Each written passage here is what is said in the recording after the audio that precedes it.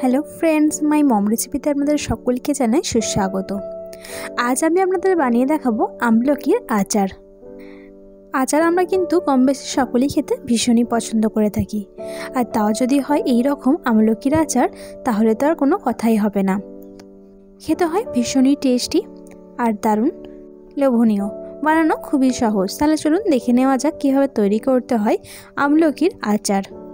প্রথমে চুলে আমি একটি কুকার বসিয়ে তাতে দিয়ে নিলাম পরিমাণ মতো পানি। এবারে পানির মধ্যে দিয়ে দেব আমলকিটাকে আমি খুব ভালো করে ধুয়ে নিয়েছি। দেখুন একে একে সমস্ত ভালো করে ধুয়ে নেওয়া আমলকিগুলো আমি দিয়ে দিলাম। এবার আমি ঢাকা দিয়ে দুটো সিটি দিয়ে আমলকিটাকে সিদ্ধ করে নেব। অপর সাইডে চুলে আমি একটি আচারের জন্য স্পেশাল মশলা বানিয়ে নেব। তার জন্য ব্যবহার করেছি মশলার মধ্যে 1 টেবিল চামচ 5 ফোড়ন, একটা শুকনো লঙ্কা, 1/2 টেবিল চামচ গোটা জিরে আর সামান্য পরিমাণে গোটা ধনে। এবার সমস্ত গোটা মশলাটাকে সুন্দর করে নেড়েচেড়ে ভেজে নেব।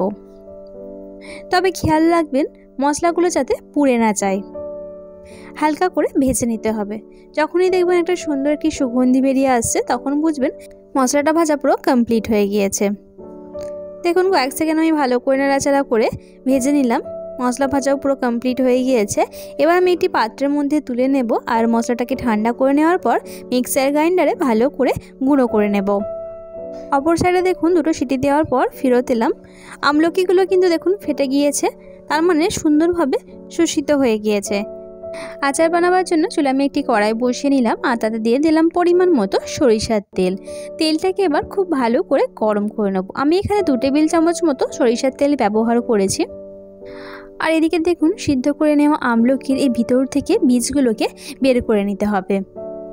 এদিকে দেখুন তেলটাও খুব ভালোভাবে গরম হয়ে গিয়েছে। এবার তেলের মধ্যে দিয়ে দেব 1 টেবিল চামচ 5 ফোড়ন দিয়ে কয়েক সেকেন্ড ভালো করে নাড়াচাড়া করে ভেজে নেব।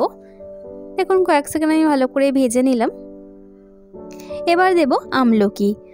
আগে থেকে সিদ্ধ করে নেওয়া আমলকিগুলো আমি দিয়ে দিলাম আর আমলকির ভিতর থেকে বীজগুলোকে আমি ফেলে দিয়েছি। দিয়ে এবার খুব ভালো করে নাড়াচাড়া করে কিছুক্ষণ ভেজে নেব।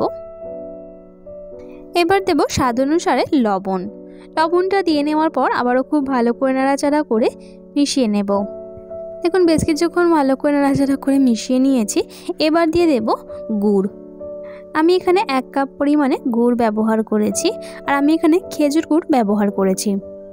খেজুর গুড়টা দিয়ে নেওয়ার পর আবারও খুব ভালো করে নাড়াচাড়া করে মিশিয়ে নেব। এবার দেব চিনি। আমি এখানে 2 টেবিল চামচ মতো চিনি ব্যবহার করলাম।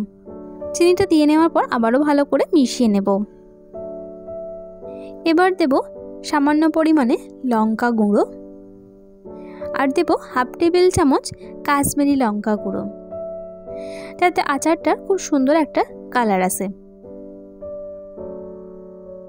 দিয়ে আবারও খুব ভালো করে নাড়াচাড়া করে মিশিয়ে নেব। এবার দেব 1 টেবিল চামচ স্পেশাল মশলা। প্রথমে যে আমি আচারের স্পেশাল মশলাটা বানিয়ে নিয়েছিলাম সেই মশলাটা আমি 1 টেবিল চামচ দিয়ে দিলাম। দিয়ে আবারও খুব ভালো করে নাড়াচাড়া করে মিশিয়ে নেব। দেখুন এইভাবে খুব ভালো করে মিশিয়ে নিতে হবে। এবার দেব সামান্য পরিমাণে একটু পানিটা দিয়ে নেওয়ার পর এবার খুব ভালো করে নাড়াচাড়া করে মিশিয়ে নেব। 5 মিনিট পর ফেরত এলাম।